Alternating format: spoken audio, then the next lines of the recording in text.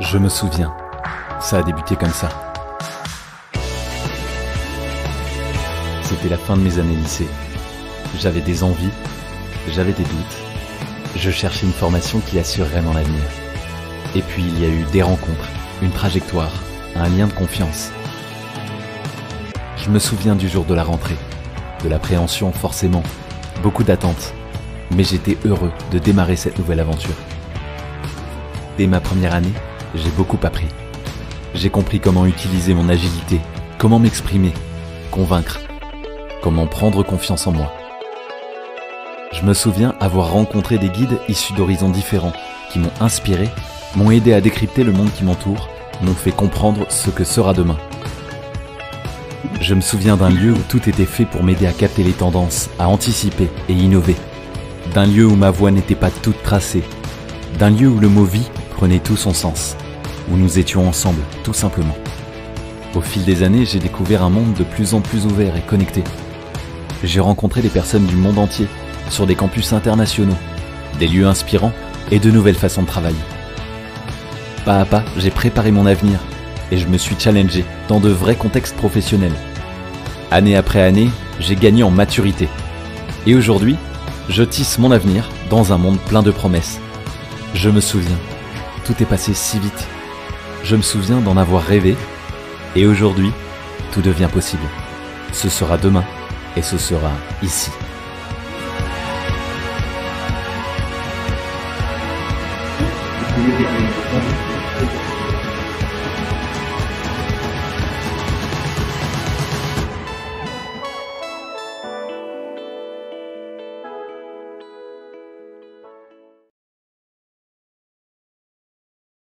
Bonjour à tous et bienvenue au mini-salon des métiers de la communication, un partenariat ISCOM et WeAreCom.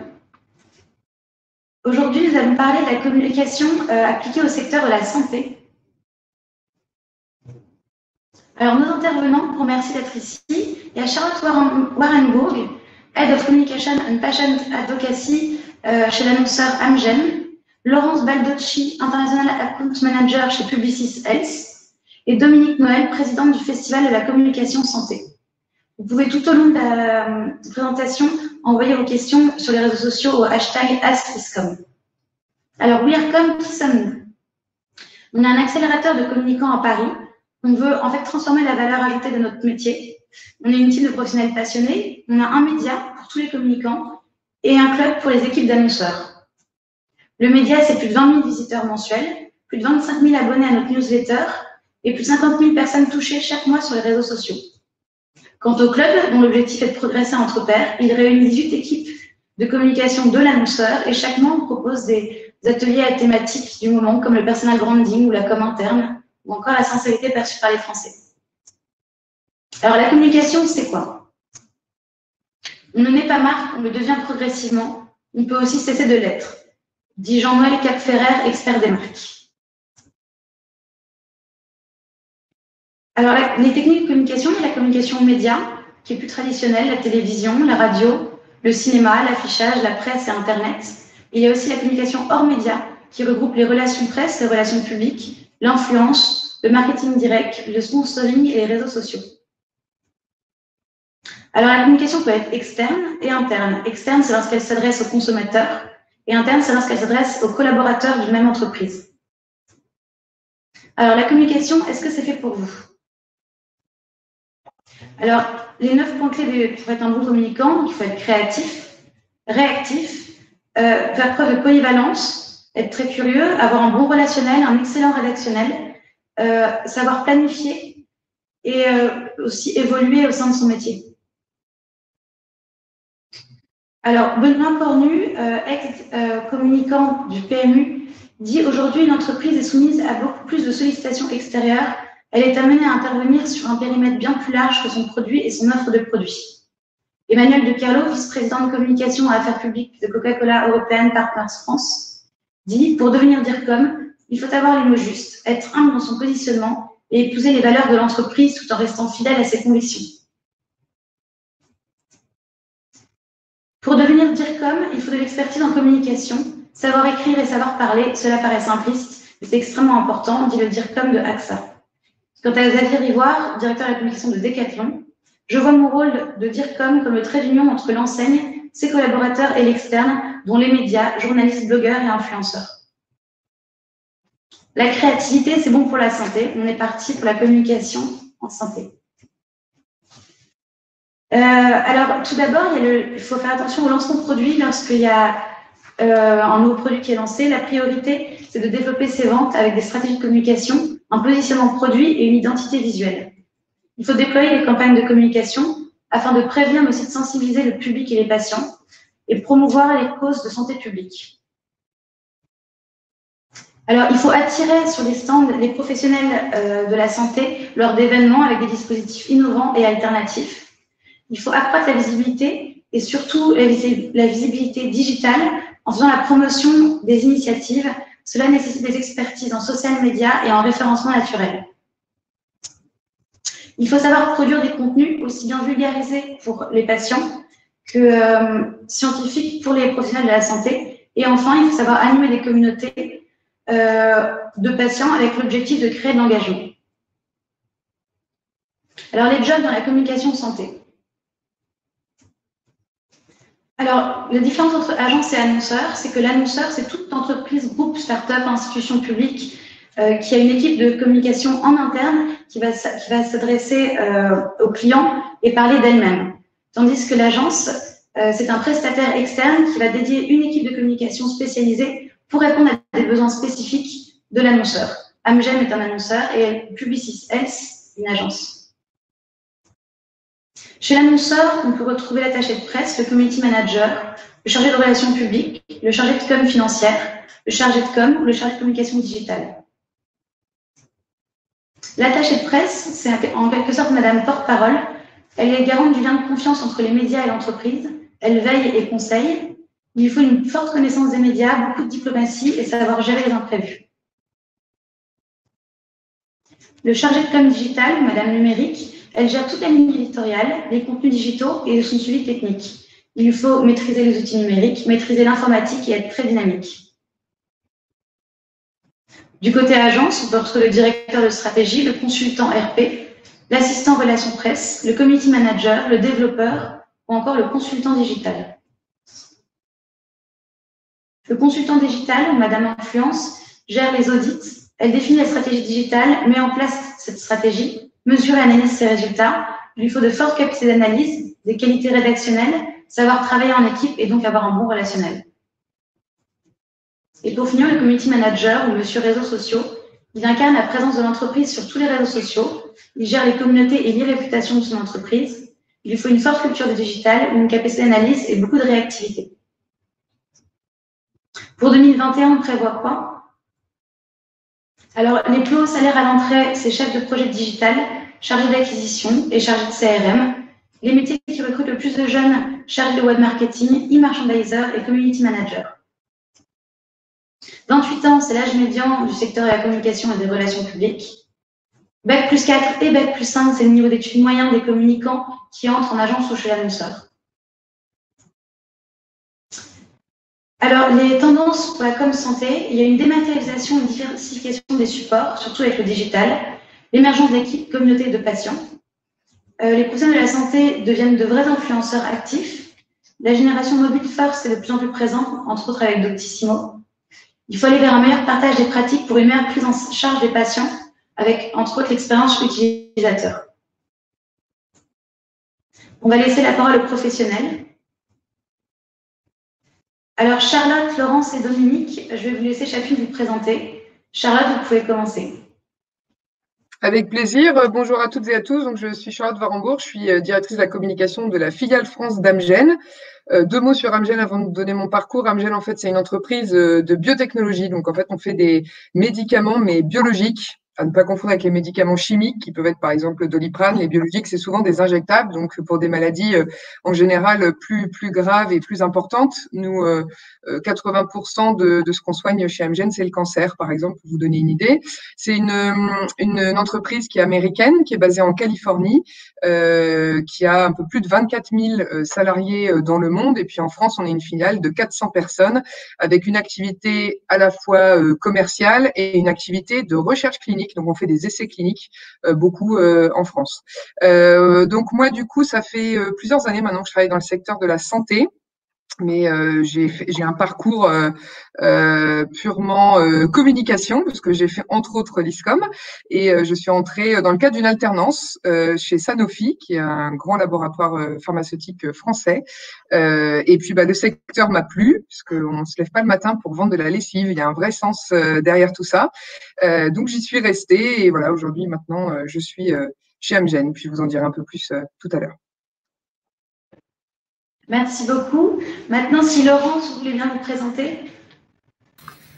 Oui, alors bonjour à tous aussi. Moi, je suis Laurence Baldocchi, je travaille donc chez Publicis maintenant, Publicis Health depuis plus de 8 ans.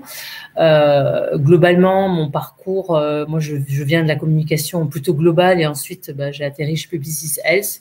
Pareil, ça a un sens de travailler pour les laboratoires et pour le public, en fait. Donc voilà, je suis en accompagnement de la stratégie communication digitale et multicanal 360, voilà, avec toute la partie créative, gestion des projets, suivi et surtout la relation clientèle. Et notamment, je travaille aussi avec Amgen sur le plan global et beaucoup d'autres laboratoires. Voilà, donc j'ai passé on va dire, ces 8 dernières années à travailler quasiment pour tous les laboratoires du monde. Alors, Publicis, vite fait pour vous présenter, Publicis Health, donc c'est une branche de Publicis, plus de 80 000 employés à travers le monde, avec de nombreuses agences qui ne portent pas toutes le nom de Publicis, mais globalement, voilà, une forte présence à travers le monde avec une réputation importante. Et je vous en dirai plus aussi. Voilà. Merci beaucoup. Dominique, à votre tour. Oui, bonjour. En tout cas, merci de m'avoir invitée. Je suis présidente du Festival de la communication santé. Le festival a 31 ans. Donc, il a une grande longévité. Il a pu vraiment être l'observateur de toutes les tendances de la communication au fil de ces années. Je l'ai repris ce sera cette année mon 9e festival. Avant, j'avais travaillé, j'avais commencé il y a assez longtemps, j'étais directrice de la com interne et externe d'une grande entreprise, mais qui n'avait pas rapport avec la santé. Puis, j'ai créé des entreprises. Je suis plutôt une entrepreneuse qu'une communicante santé, curieusement. J'ai créé des entreprises, entre autres une grosse entreprise de négoce international, et j'avais aussi un département de communication par l'objet. Donc, je connaissais la communication à l'époque. Avant la loi des MOS, il y avait l'industrie pharmaceutique. C'était mon seul lien avec l'industrie pharmaceutique. Simplement, j'allais tous les ans à ce festival de la communication santé parce que mon mari est médecin, président de grosses associations, et il était membre du jury. Moi, j'adorais cet endroit. Moi qui passais ma vie à voyager au Moyen-Orient, en Asie, j'avais un bureau en Asie, donc j'étais vraiment beaucoup par Mons et par Vaux. Et j'ai eu l'opportunité à un moment de reprendre ce festival, et j'ai trouvé que c'était une façon de donner du sens, plus de sens à mon action, à ma vie.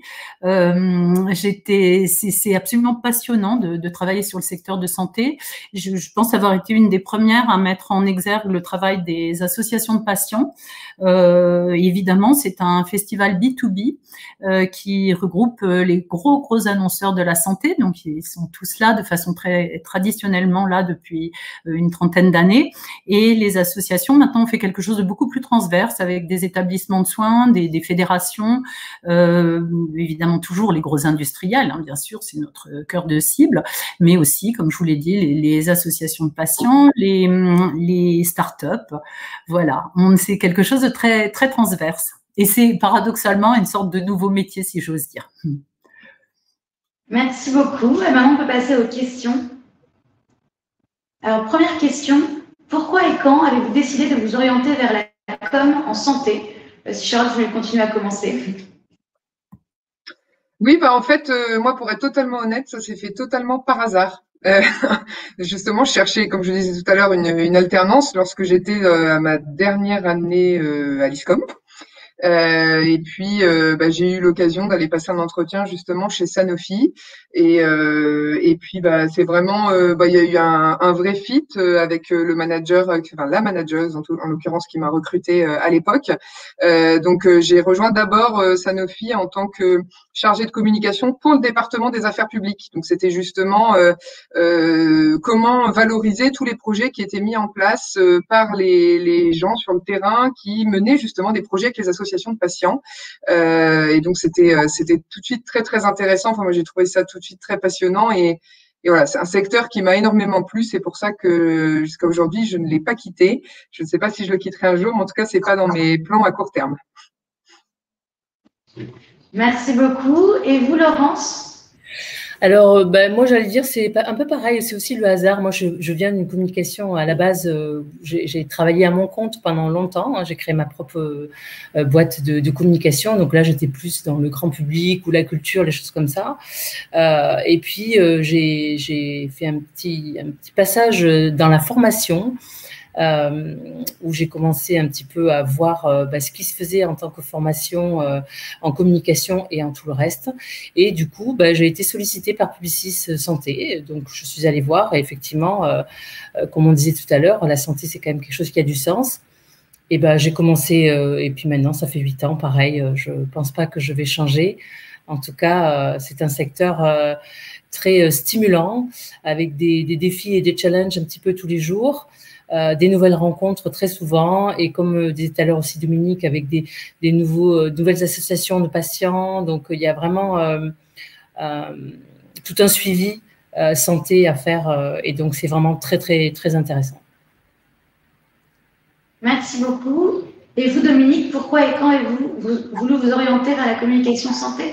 Moi, c'est vraiment ce festival de la communication santé que j'observais. Enfin, c'était un monde que j'observais de façon assez transverse, hein, puisque, comme je vous l'ai dit, j'étais pas directement dans la santé moi-même, même très loin de là. Et en fait, j'ai eu l'occasion au long de ma vie de m'apercevoir qu'il était vraiment, c'est un mot qu'on entend très souvent, mais c'est particulièrement vrai pour ce monde, il était terriblement en silo.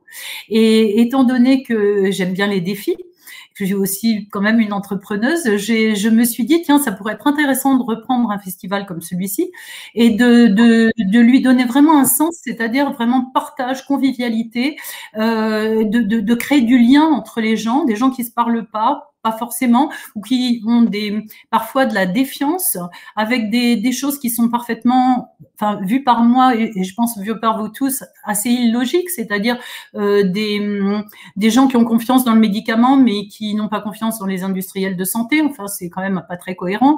Des choses comme ça. Il y avait beaucoup de choses qui me semblaient complètement antinomique, si vous voulez, et je trouve qu'il faut absolument communiquer pour faire connaître ce monde qui a vraiment crevé le plafond de verre, hein, et puis je vais vous dire quelque chose, c'est un peu un lieu commun, mais qu'a-t-on de plus précieux que notre santé? Rien. Donc c'est le sujet absolument crucial de tout être humain, et quelle merveille de pouvoir œuvrer et faire quelque chose dans ce domaine. Quelle merveille. Merci beaucoup. Alors, question suivante. À quoi ressemble une journée type? Laurence, vous pouvez peut-être commencer pour alterner. Oui, alors moi, écoutez, en tant qu'account manager, c'est-à-dire, on va dire, chargé de clientèle, responsable clientèle, grand compte, on démarre en général par un check de tous ces mails avec un petit peu essayer de voir ce qui va se passer dans la journée et traiter les urgences, parce que ça, il y en a toujours, c'est quand même quelque chose qui est récurrent, donc voilà. Et ensuite, une journée type, on va dire que on est beaucoup dans le suivi des équipes en interne, en externe, et la relation clientèle évidemment, avec un suivi de projet, anticipation de ce qui pourrait arriver sur les projets qui sont en cours. Et puis ensuite aussi, même si c'est pas fait par partie d'une journée type, on a ensuite toutes les recos qui rentrent et auxquels il faut répondre. Donc, un petit peu de recherche pour les nouveaux projets qui vont arriver. Et donc, ça, c'est une partie, effectivement, on va dire, de créativité qui est aussi très importante pour une agence, avec le suivi de la clientèle, enfin, des laboratoires, avec tous les projets en termes de production. Donc voilà, donc ça fait partie du quotidien, on va dire, récurrent, voilà, d'un account manager. Merci beaucoup. Dominique, est-ce que vous voulez poursuivre? Oui, alors moi, ma journée type, c'est pas un bon conseil pour démarrer. C'est au moment où je me réveille, souvent trop tôt, je commence à passer ma revue de presse. Le festival, c'est mes réseaux, enfin, les réseaux à mon nom et au festival, c'est 67 500 personnes sur l'ensemble des réseaux sociaux. Donc on a une responsabilité quand même dans les informations qu'on va donner, qu'on va distiller. Il y a une certaine urgence parce qu'évidemment, si on les donne sur les réseaux sociaux avec 3 jours de retard, elles sont quand même moins intéressantes. Donc, l'idée, c'est vraiment d'être en veille, de préparer la journée et de transmettre éventuellement ou de faire ou de préparer moi-même. Donc, c'est vrai que la première partie, avant même le petit déjeuner, c'est de checker cette partie-là. Et je dirais qu'une journée typique, bon, en fait, c'est une journée de plein de choses, hein. C'est peut-être les journées des femmes en général, mais je fais très très attention aux signaux faibles. En fait, nous, si vous voulez, on est un tuyau qui passe la communication. Je ne sais pas si moi je suis une communicante, mais ce qui est certain, c'est que le festival, c'est un endroit où il y a tous les grands communicants de cette santé. Donc, il faut absolument que nous soyons en mesure de définir quels vont être les grands sujets de demain en santé, parce qu'évidemment, si on arrive au festival, qu'on a préparé un peu à l'avance avec un sujet ultra réchauffé, pas la peine, les gens n'auront aucun intérêt à venir perdre leur temps au festival. Donc, moi, qu'est-ce que je vais faire? Je vais toujours être à l'écoute. Vous voyez, par exemple, quand il y a eu l'épidémie d'Ebola. Ebola, c'était l'Afrique, bon, c'est pas senti très concerné, etc. Moi, je connaissais bien la personne qui s'occupe des pandémies à l'OMS, qui est Sylvie Briand, que vous avez vu partout, puisqu'elle est la responsable de cette pandémie. On a eu le plaisir de l'accueillir. Au moment d'Ebola, on l'a accueillie, donc il y a 3-4 ans, on l'a accueillie au festival, elle nous a parlé d'infodémie. Et on a tous écouté ça en se disant, ouais, bon, c'est l'Afrique. Et quand on est arrivé, nous, à cette épidémie, à ce Covid, on s'est rendu compte que toutes les voix étaient dissonantes, que, alors là, pour le coup, en infodémie, c'est-à-dire l'épidémie des rumeurs, alors là, franchement, on était les rois. Et donc, en fait, vous voyez, d'avoir dépisté, et moi, très bien connu ce sujet avant. Et pareil, on a fait venir quelqu'un qui nous a parlé du droit des robots. Et c'est 1 an plus tard qu'on nous a raconté que la voiture autonome, il fallait savoir des tas de choses sur les robots, enfin, vous imaginez. Donc, l'idée, c'est de détecter les signaux faibles, parce que ce dont tout le monde parle, c'est pas intéressant pour nous. Et je pense qu'on parle d'infox, par exemple, de fake news, d'infox, mais je pense on en parle depuis 8 ans. On a tout le temps des sujets sur l'infox. Et maintenant, tout le monde nous parle de fake news. On a parlé de dérives, par exemple de dérives sectaires. Vous savez qu'avec les médecines parallèles, il y a vraiment des choses qui peuvent être utiles ou en tout cas qui peuvent travailler à la prévention. Mais avec les médecines parallèles, arrive parfois sur des malades une vulnérabilité, et avec cette vulnérabilité, possibilité de tomber dans les mains d'un gourou, voire éventuellement de dérives sectaires. Évidemment, ça peut être très très dangereux. Et ben nous, on a alerté sur ces choses-là. Et vous voyez, on essaie toujours d'être un peu précurseur sur des sujets. Et pour ça, il faut les sentir, il faut les renifler. Et moi, j'aime bien, je vais vraiment dans des niches. Je fais beaucoup analyser les réseaux sociaux. On a des partenaires qui nous analysent vraiment des signaux faibles. Je fais analyser des mots et tout. Et ça, je vous dis pas que j'y passe ma journée. Bien sûr, moi, j'ai une journée, vous l'imaginez bien, énormément de RP, avec beaucoup de rencontres, avec beaucoup de réunions comme nous toutes. Mais par exemple, en ce moment, ma journée type, ça va être de penser à avoir de formidables intervenants, mais ils peuvent être formidables et archi connus. Déjà, c'est moins intéressant puisqu'on les aura vus partout. Donc, moi, il faut que je trouve des intervenants qu'on voit pas forcément partout et qui vont transmettre une émotion, un message. Voilà, je suis un peu longue, mais voilà la journée type. Et Charlotte, alors à votre tour. On n'a pas tout à fait les mêmes journées. Déjà, moi, je suis pas du tout lève-tôt, malheureusement, j'aimerais bien. Je dirais que moi, les journées types ont bien changé depuis 1 an, hein, pour être totalement honnête. Mais globalement, ça rejoint pas mal ce que disait Laurence. Il y a beaucoup de management des équipes, hein, parce que effectivement, dans mon équipe, il y a des community managers, des gens qui gèrent plutôt la partie presse. Il y a différents types de typologies de profils. Donc, il y a un enjeu effectivement de coordonner toute cette équipe. Et puis surtout, quand on est à une fonction communication, En fait, on travaille ce qu'on appelle chez nous dans le jargon en transverse, mais c'est vraiment, on travaille avec toutes les équipes de l'entreprise, que ce soit le marketing, les équipes médicales, les affaires publiques. On a un département aussi dans les laboratoires pharmaceutiques qui s'appelle l'accès au marché, qui travaille avec les autorités de santé pour mettre les médicaments sur le marché. Et donc, en fait, notre métier est vraiment, on est au contact de tous ces gens-là sur tout un tas de projets. Donc, c'est très riche comme journée. C'est très variable. Effectivement, il y a beaucoup de mails, il y a beaucoup de réunions ces derniers temps qui se sont transformés beaucoup en visio. Mais c'est très riche parce que c'est plein de sujets différents sur du digital, sur de la presse. On est effectivement aussi en lien avec les agences comme celle de Laurence sur différents sujets sur lesquels on travaille, soit sur des projets, je sais pas, en lien avec des campagnes de sensibilisation à destination des patients, par exemple, ou des projets beaucoup plus institutionnels pour faire connaître notre entreprise, qui on est, mettre en avant les collaborateurs d'Amgen, ce type de projet. Donc, c'est très, très variable, mais pour résumer, c'est beaucoup de réunions et beaucoup d'emails, mais aussi beaucoup d'émulation et d'idées. C'est ça qui est chouette dans le métier. D'accord, merci beaucoup. Alors, question suivante. Qu'est-ce qui est le plus stimulant dans le secteur de la santé? Vous avez déjà un peu répondu, mais peut-être approfondir un peu ça. Et puis, je laisse Dominique commencer. Ce qui est stimulant, c'est que on voit une évolution incroyable et en particulier du digital. C'est-à-dire qu'aujourd'hui, regardez, nous sommes en train de communiquer avec des étudiants, on est peut-être aux 4 coins de la France ou autres, et on est aujourd'hui transporté. Cette épidémie de Covid nous permet d'être une sorte d'homme augmenté par le digital. Et évidemment, on a vu l'essor des réseaux sociaux avec tout ce qu'il emmène. Peut-être de positif parce qu'on voit des choses très très vite, mais aussi évidemment on le sait bien de bout ou de négatif bien sûr. Et donc ce qui est très intéressant, ce qui est tout à fait passionnant en fait, c'est qu'on peut toucher au plus juste aujourd'hui. Vous savez, avant c'était un marketing de masse. Aujourd'hui, on peut vraiment ajuster le tir. Et ça, vraiment, la communication est particulièrement passionnante. Je trouve que les deux dames, nos deux communicantes, sont très modestes parce qu'elles ont une contrainte que je n'ai pas et qui est quand même une très grosse contrainte. Elles ont un réglementaire drastique.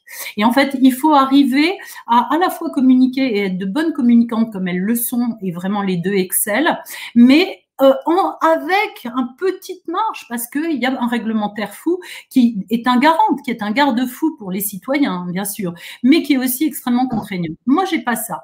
Et du coup, c'est vrai que le fait de pouvoir toucher au plus juste, de pouvoir faire ce marketing, de sortir du marketing de masse, pouvoir aller dans des niches, trouver les gens, peut-être même à un moment faire de la médiation sur les personnes qui ne... Vous savez, il y a des laissés pour compte dans la société. On considère qu'il y a presque 15% de gens qui ne se soignent pas, qui ne croient pas en eux, qui n'aiment pas leur corps, etc. Et qui se méfient donc de tout ce qui est santé. Il n'y en a plus, si vous voulez.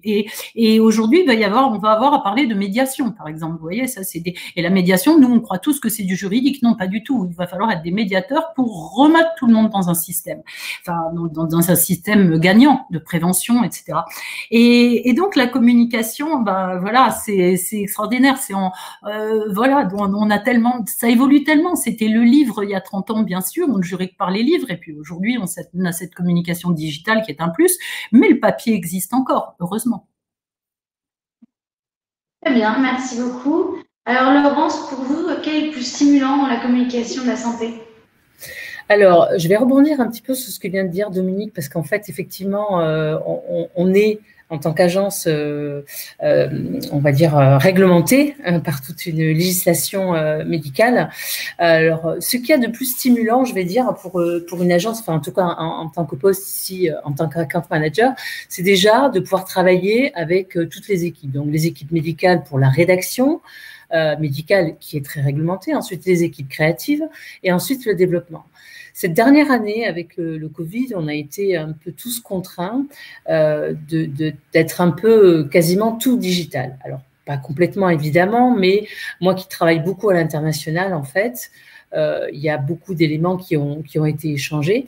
Et donc, pour moi, le plus stimulant, c'est d'arriver à communiquer maintenant de façon un petit peu différente pour les professionnels de santé, parce qu'effectivement, nous, on travaille pour les professionnels, enfin pour les laboratoires qui s'adressent aux professionnels de santé et non directement au public, à travers parfois les professionnels de santé. Mais globalement, ce qu'il y a de plus stimulant, je dirais, c'est d'arriver à trouver la solution et arriver à trouver la nouvelle façon de communiquer un message pour les professionnels de santé et donc, du coup, ensuite pour le tout public. Voilà, donc l'émulation, tout ce qu'il y a autour de la création et d'arriver à trouver le biais, la communication qui fait qu'effectivement, ça change la donne. Voilà. Merci. Et est-ce que vous pourriez nous en dire plus sur ce que c'est que le réglementaire dans la communication de la santé? J'allais y venir, si ça vous va. Ah oui, très bien. Parce que je voulais tout de suite rebondir, effectivement, quand Dominique a dit ça, c'est rigolo, parce que c'est exactement ce que j'allais dire, cette notion de réglementaire. En fait, il y a une chose qu'il faut savoir. Tout à l'heure, dans votre présentation, vous parliez des produits de santé, etc. En fait, quand on a un laboratoire pharmaceutique, on n'a pas le droit, en France, de faire de la publicité pour des médicaments qu'on ne peut pas acheter en pharmacie, pour résumer. C'est-à-dire que il y a des médicaments ou des choses liées au rhume, etc. On voit passer des publicités à la télévision parce qu'on a le droit, en tant que cititoyen, d'aller dans une pharmacie et dire je veux acheter ça. Tout ce qui est médicament de prescription, c'est-à-dire qui est mis sur une ordonnance, on n'a pas le droit de faire de la publicité auprès du grand public. Donc il y a bien sûr des campagnes qui peuvent être faites à destination des professionnels de santé. Mais ça, en tout cas, chez nous, c'est vraiment le marketing qui gère ça en lien, et c'est très, très réglementé, en lien avec l'Agence nationale de la sécurité du médicament. Enfin, c'est très, très réglementé. Ils doivent avoir des visas pour autorisation de ce type de campagne que nous, personnellement, même moi, à part dans l'ensemble de l'entreprise, on ne voit pas, puisque c'est sur des canaux qui s'adressent exclusivement aux spécialistes, aux professionnels de santé. Donc, nous, ce qu'on a le droit de faire, en tout cas, nous, à notre niveau communication, c'est de communiquer sur tout ce qui est sensibilisation du grand public, donc sensibiliser soit campagne dans le cadre, par exemple, de dépistage, mais aussi sensibiliser sur des pathologies ou ce type de sujets, communiquer autour de tout ce qu'on fait d'un point de vue recherche et développement, les efforts qu'on peut mettre. Donc, c'est plus ce qu'on appelle chez nous de la communication institutionnelle, corporate, sur qui on est en tant qu'entreprise, qu'est-ce qu'on fait, où on produit nos médicaments, comment on fait pour les délivrer aux patients au bon moment, ce type de sujet. Donc, c'est vrai que on a des équipes réglementaires qui sont en fait en général des pharmaciens chez nous. Bon, il y en a aussi au marketing, il y a beaucoup de pharmaciens dans l'industrie pharmaceutique, mais qui finalement revoient tout ce qu'on fait. Et le moindre document, je vous dirais même qu'au début, le moindre tweet, alors ça a évolué chez nous, mais était revu par quelqu'un avant que ce soit publié. Donc, il devait le valider dans un système en plus. Ça se fait pas juste par un mail, hein. Ça serait trop simple. C'est par un logiciel de validation qui doit être amendé, signé par plusieurs personnes, etc. Donc, c'est ce qu'on appelle chez nous le réglementaire, et c'est ce qui fait qu'on a une industrie hyper réglementée, parce que le risque, en fait, c'est que sur certaines campagnes ou sur certains sujets qu'on traite, ça puisse être requalifié par les autorités comme de la promotion cachée.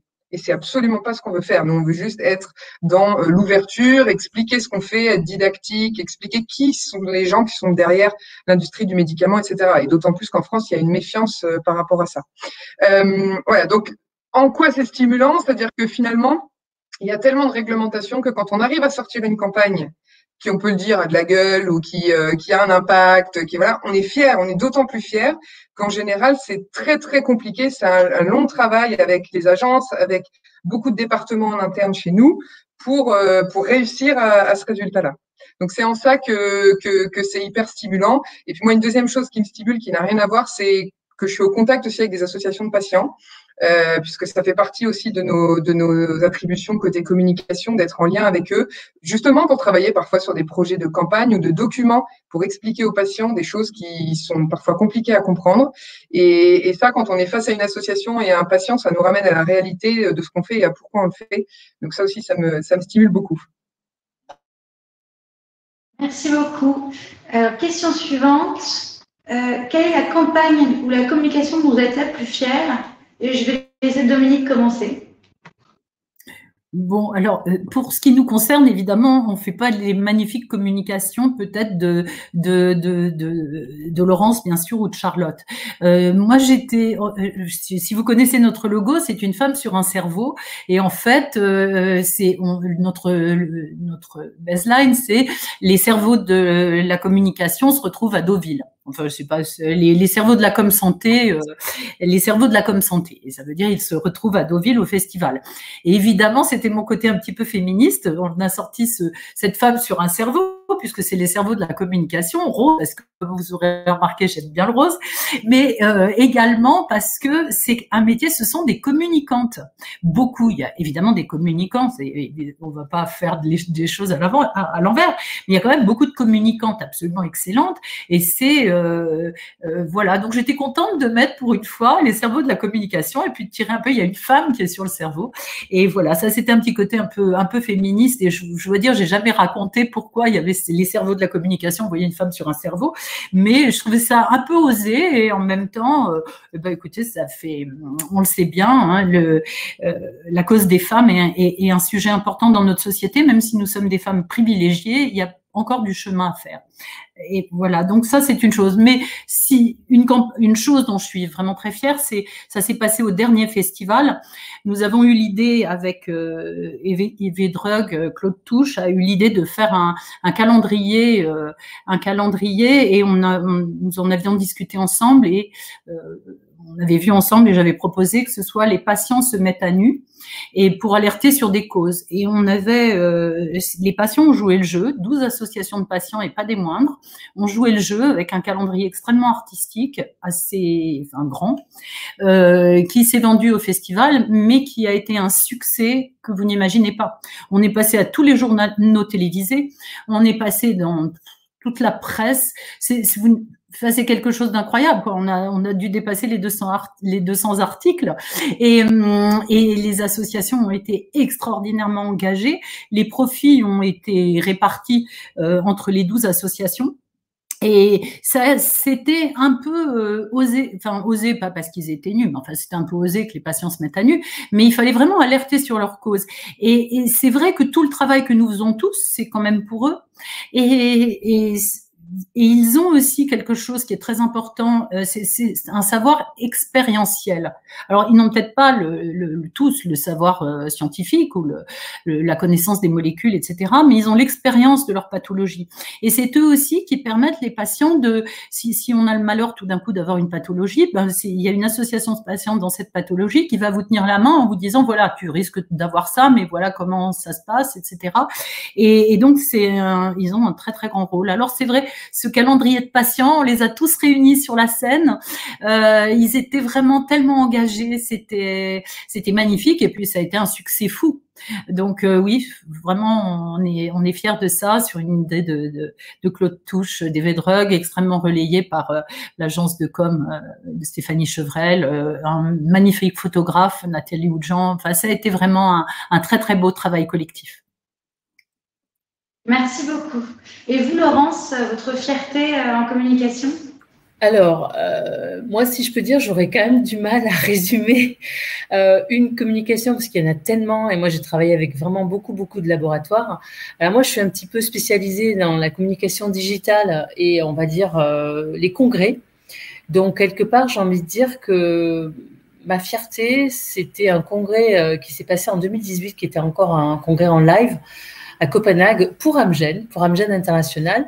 Et on avait un petit défi, on va dire technique, c'est qu'on devait s'adresser donc toujours aux professionnels de santé lors d'un congrès, donc avec vraiment toutes les nationalités. Et le support que l'on avait pour pouvoir communiquer quelque chose, c'était un écran transparent. Donc on avait déjà ce premier défi qui était un défi, on va dire, technique, et ensuite il y avait toute une réflexion à côté pour pouvoir engager les HCP, enfin les professionnels de santé, pardon. Déjà, ils étaient, on va dire, attirés par le fait que cet écran transparent, on voyait à travers, c'était quand même étonnant, il y avait une espèce d'animation. Et ensuite, on devait essayer de faire en sorte qu'ils osent toucher l'écran, parce qu'en règle générale, quand on est sur un congrès comme ça, on a beaucoup de ce qu'on appelle des touchscreens, où les gens vont venir et vont passer eux-mêmes la communication, regarder un petit peu tout ce qui se passe. Puis c'est vrai qu'il y a quand même énormément de stands, il y a énormément de choses à voir. Ils repartent aussi avec des com papier et tout ça. Et donc là, c'était un petit challenge, on va dire, vraiment un défi technique pour amener ça. Donc on a fait une sorte de jeu pour que les gens, on leur disait venez voir et venez toucher. Et du coup, ça a vraiment eu un succès pareil, vraiment très, très, très important. Et je crois que ça a beaucoup circulé dans le congrès. Ben tiens, au stand d'Amgen, il y a un écran spécial, il y en avait même 2. Il faut aller voir, et il faut aller voir ce qui se passe, et il faut aller jouer et faire les trucs. Donc du coup, c'est vrai que, comme je disais tout à l'heure, Charlotte, en fait, Amgen, c'est quand même un laboratoire qui est très très tourné vers l'oncologie, les cancers. Donc là, notamment, c'était aussi un produit pour ce type d'événement. Et donc du coup, c'était bien parce que on va dire que les HCP, à travers ce espèce de jeu, enfin un peu de trucs ludiques, ont quand même pu voir et se rendre compte, effectivement, ils sont venus apprendre des éléments sur ce produit. Donc du coup, c'était, on va dire, le challenge, le défi qui a été remporté, puisqu'effectivement, il y a eu quand même beaucoup de demandes. Et j'avoue que ça, c'était une fierté. En plus, c'était quand même assez joli, très coloré. Et donc, du coup, voilà, ça, c'était une communication. Mais sinon, il y en a vraiment énormément. Il y a eu beaucoup de communications, des vidéos, des choses comme ça, qui ont aussi pas mal touché les patients aussi directement. Et donc, du coup, là-dessus, enfin voilà, il y en a trop. Je pourrais vraiment pas choisir. Mais globalement, voilà, des éléments congrès, et surtout celui-ci qui était particulier. Merci beaucoup. Et à vous, Charlotte. Oui, alors moi, c'est un peu pareil, c'est pas simple. En fait, j'en avais 2 en tête. Alors, je sais pas si j'aurai le temps de vous parler les 2, mais la première qui me vient en tête, c'est que en fait, on voulait faire une campagne de sensibilisation, en tout cas, montrer en fait à la fois aux médecins et puis au grand public, aux patients de manière générale, qu'on est engagé dans un cancer rare du sang qui s'appelle le myélome multiple. Et en fait, c'est un cancer du sang qui est aujourd'hui incurable. Il y a des rechutes, enfin voilà, c'est pas un sujet simple à appréhender. Et on travaille énormément avec les associations de patients, et donc là en l'occurrence on travaille avec l'association de patients nationale qui est engagée pour défendre les droits des patients atteints de ce cancer-là. Et puis en fait on s'est dit bon, on veut faire une campagne. Que ce soit institutionnel ou pour montrer qu'on est engagé dans la recherche contre ce cancer-là, mais qui soit différente de ce qu'on voit d'habitude. C'est-à-dire, c'est vrai que ça peut arriver sur des campagnes institutionnelles, et notamment parfois des campagnes à destination des médecins, qu'on retrouve des campagnes où on parle du cancer, où on a des patients, en général retraités, qui courent sur la plage avec leurs petits-enfants sur les bras. Ils sont heureux de vivre, ils sont ravis. Et ça, c'est un peu le cliché qu'on peut voir régulièrement, où la communication old school, j'ai envie de dire, sur ces sujets-là, où on prend des images dans des banques d'images type Getty, etc. Et voilà. Et nous, on s'est dit, on veut montrer les vrais patients. C'est pas facile parce que parfois, quand on est confronté à la maladie, c'est pas un sujet simple. Et on s'est dit comment on va faire ça. Et en fait, on s'est dit qu'on pouvait pas le faire par nous-mêmes, et on a décidé de travailler avec un photographe reporter de guerre, donc qui était très connu dans le milieu de la photographie, qui pas beaucoup du grand public, mais en tout cas dans la photographie est très connu, qui a couvert des grands conflits, notamment il avait couvert mai 68, enfin des choses qui sont pas simples. Et on lui a demandé d'aller passer une semaine en immersion dans un service hospitalier au centre hospitalier de Bordeaux, pour aller prendre en photo des patients et le médecin en l'occurrence. Et donc, il a été accueilli dans le service du médecin pour aller passer ce qu'il a appelé son voyage en hôpital, une semaine dans un service d'hématologie. Donc, pas un sujet simple. Et en fait, il en est ressorti un travail absolument magnifique de photos. Alors, c'est du noir et blanc qu'il faisait. Et qui a permis à la fois d'avoir une très belle campagne, parce que forcément on a des photos incroyables dans des situations incroyables où on voit souvent le rôle des aidants, ce qu'on appelle les aidants, c'est les gens qui accompagnent les patients atteints de maladies. On voit, enfin voilà, on voit plein de choses transparaître de ces photos, et ça c'est vraiment un projet dont je suis fière. Alors au-delà d'avoir eu un prix au Festival Comme Santé d'ailleurs, c'était vraiment un projet qu'on a vraiment co-construit avec l'association. C'est une vraie preuve de réussite d'un projet qu'on a co-construit pour une campagne qui fonctionne et qui surtout parle aux patients. Et aujourd'hui, quand on en discute avec l'association, eh bien, par exemple, cette campagne, elle a été jusqu'à aider l'association à ouvrir des groupes de parole, parce qu'ils organisent des groupes de parole en région avec des patients atteints de cette maladie. Et aujourd'hui, ils posent des photos sur la table pour démarrer en disant quelle photo vous allez choisir et pourquoi, et ça lance la discussion. Donc, ça va vraiment au-delà de la campagne de communication, même si elle a l'impact qu'elle a, etc. Et bien sûr, on n'a pas fait du 4x3 dans le métro, c'était pas l'objectif, mais on a vraiment réussi quelque chose, je pense, de très fort avec cette campagne. Voilà. Et je vais pas raconter l'autre parce que sinon, je vais vous prendre trop de temps. Merci beaucoup. Alors, on passe à la question suivante. Laurence, vous pouvez commencer. Quelles sont les grandes évolutions en communication dans le secteur de la santé? Alors, écoutez, j'ai envie de vous dire que on va revenir un petit peu à ce qui s'est passé dans l'année 2020. Donc là où on a tous été obligés, on va dire, d'utiliser l'outil informatique et toute la partie digitale. Donc, en tout cas, nous, en agence, ce qu'on a vu, c'est quand même beaucoup plus de congrès virtuels, de webinars, d'échanges, de communication qui passent beaucoup par les réseaux sociaux maintenant, où beaucoup de laboratoires vont avoir des comptes Twitter, des Facebook, même des Instagram pour certains, avec des petites, on va dire, des matériaux courts, avec soit une image avec un key message ou soit des courtes vidéos. Globalement, moi, je pense que de toute façon, avec ce qui s'est passé avec la crise du Covid mondiale, on a été contraint de passer par ces canaux-là. Et je pense que la communication santé, au contraire, elle s'en est trouvée un petit peu contrainte, mais elle a compris des choses à travers cette nouvelle communication. Alors après, il faut faire attention parce qu'il y a quand même eu une distance entre les patients et les médecins. Donc moi, je parle encore une fois, nous, on s'adresse aux professionnels de santé. On ne s'adresse pas directement aux patients. Donc du coup, moi, je pense que dans ce domaine-là, en tout cas en termes d'agence, il est évident que l'évolution va aller plus vers du digital, des médias courts, avec des sortes de petites histoires à rallonge, enfin coupées, on va dire, en gardant un petit peu la communication institutionnelle papier. Mais globalement, je pense que le digital va prendre pas mal le dessus, des webinars, des virtuels congrès, et donc pas mal de labos vont peut-être être amenés à réviser leur site ou à faire une partie avec des webinaires pour donner accès aux informations aux professionnels de santé sur toute leur communication et tous leurs produits. Merci beaucoup. Alors Dominique, est-ce que vous avez quelque chose à rajouter à ça? Oui, alors j'en ai parlé tout à l'heure, le figital. Je trouve que, bien sûr, l'essor des réseaux sociaux, oui, ça fait un moment, mais là, c'est un passage obligé.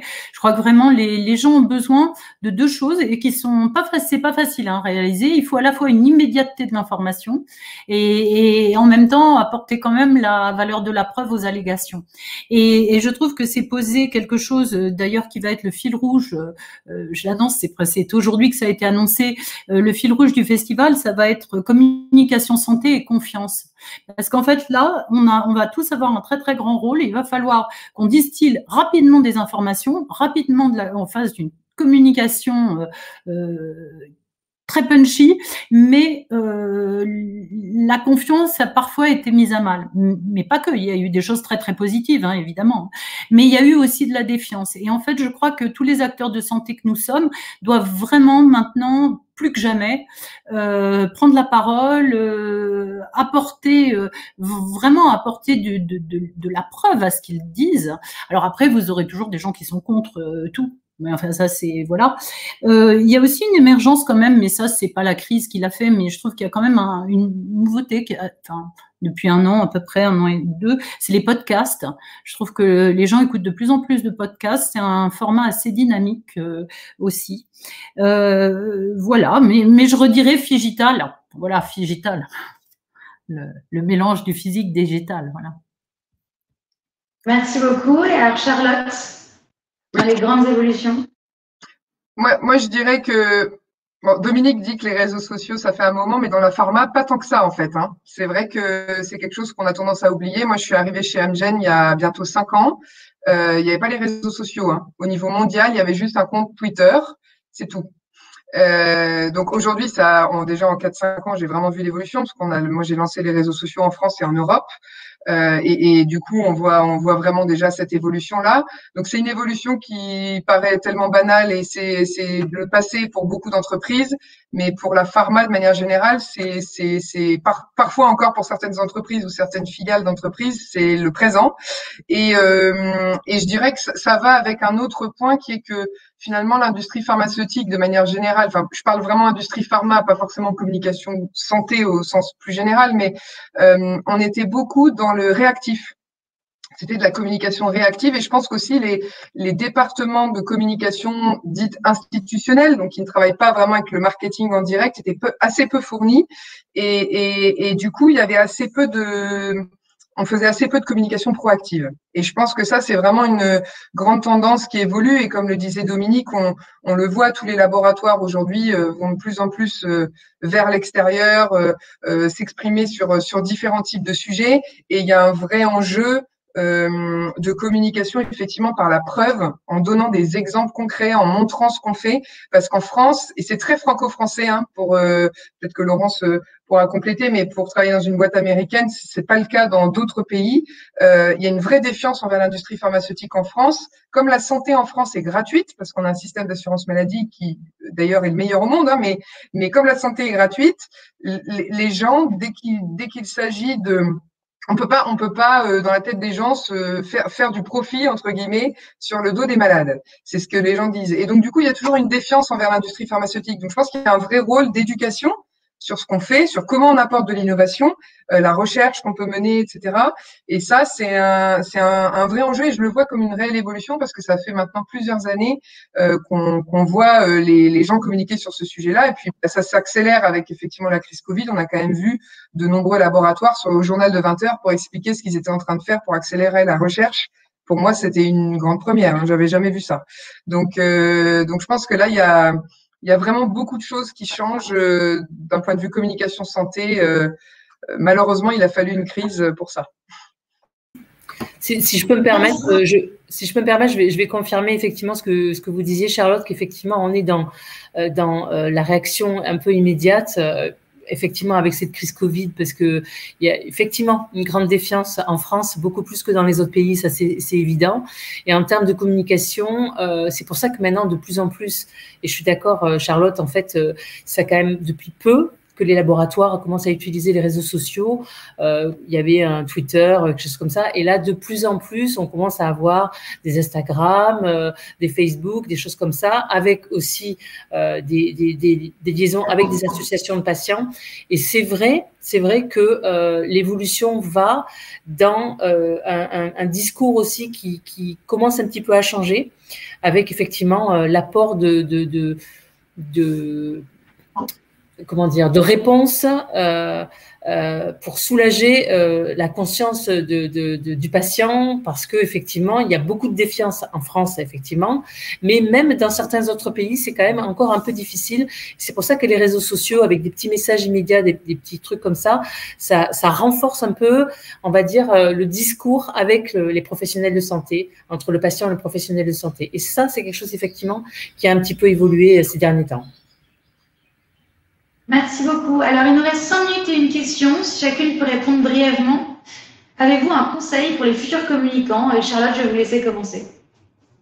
Moi, je vous dirais de rien lâcher parce que quand on veut, on peut. En fait, c'est surtout ça. Et c'est que la communication, je n'ai pas forcément née pour faire ça. Et en fait, je pense que quand on trouve sa voie, toutes les planètes sont alignées, il y a quelque chose qui se passe et même s'il y a des portes qui se ferment, passer par la fenêtre. C'est comme ça qu'on y arrive. Et en tout cas, c'est vraiment ma philosophie. Merci beaucoup. Dominique, quel conseil adressez-vous aux futurs communicants? Croire en soi. Croire en soi, se dire que rien n'est impossible si on en a la volonté, et surtout avoir un objectif et faire les choses pour et jamais contre. Et puis rester, c'est un peu, voilà, essayer de rester toujours heureux, parce que si la créativité, comme l'a dit, je crois que c'était Laurence, c'est bon pour la santé, je pense qu'être heureux, c'est bon pour la santé aussi, et il faut essayer de garder toujours un esprit positif face à l'adversité, parce qu'évidemment, hein, les étudiants vont rencontrer parfois, voilà, il y a des, mais on tire tellement de leçons de ces échecs aussi, et donc voilà, il faut croire en soi, avoir un objectif et faire les choses pour quelque chose. Merci beaucoup. On va finir par le conseil de Laurence. Alors moi, si je m'adresse aux étudiants en communication, je dirais que pour moi, il y a un mot qui est important et ça fait aussi partie de ma vie, c'est la spontanéité. Je trouve que quand on reste sincère avec soi-même et spontané, on va pouvoir écouter les messages qui nous sont donnés et on va donc pouvoir y répondre. Et je dirais que pour tous les étudiants qui vont réagir, parce qu'on parlait de créativité aussi avec Dominique, c'est ça, la communication. Pour moi, la communication, c'est la création d'un message qui va être envoyé. Et donc, du coup, il faut rester spontané, il faut rester, comment dire, à l'écoute de sa propre intuition, parce que forcément, on a tous une partie de messages à donner et je pense qu'il faut effectivement croire en soi et laisser faire son intuition et sa spontanéité. Merci beaucoup. Alors, merci à toutes les trois d'avoir participé à ce mini-salon de la com sur la santé. Si des étudiants ont encore des questions, ils peuvent continuer à poser leurs questions sur #AskISCOM et l'ISCOM leur répondra. Je vous souhaite une bonne soirée à tous et merci. Merci. Merci à vous tous et bon courage pour les étudiants qui sont là et bravo pour votre futur métier. Ah oui.